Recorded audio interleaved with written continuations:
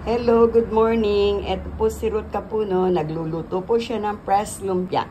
Ginagawa ko po yung pabalat ko. Ako naggagawa. After na luto na yung pabalat, ibabalot ko na siyang kagad ng wrapper para malambot po siya.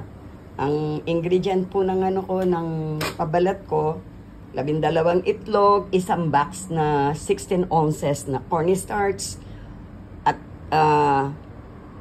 half teaspoon ng mga salt and sugar.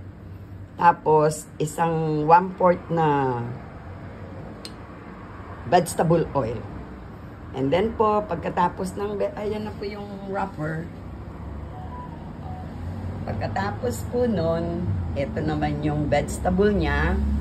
Para habang ginagawa mo yung pabalat, binabalot mo yung yung laman ng lumpia. Ito naman pong laman ng lumpia: chicken breast, celery, carrots, singkamas, at saka cabbage. Yun po yung sahog niya. Kaya parang masarap po siyang kainin, fresh na fresh. Tapos ito yung leaf lettuce niya, para pag binabalot mo siya, lagyan mo siya ng leaf lettuce. Pagkatapos po ng prepare ko na lahat, nakabalot. Ito, nabalutan ko na po yung press lumpia. Yan po yung pagkatapos na sila, nayari na.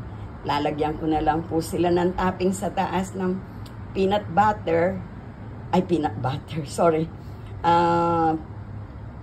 na ginrind, at saka a little bit ng pampalipstick niya para magandang kulay tignan. Tapos, ang sauce naman po niya, soy sauce, cornstarch, at saka tubig, tsaka yung a little bit peanut butter, and plenty garlic. Yun po yung proseso ng sauce niya. Ito naman po yung proseso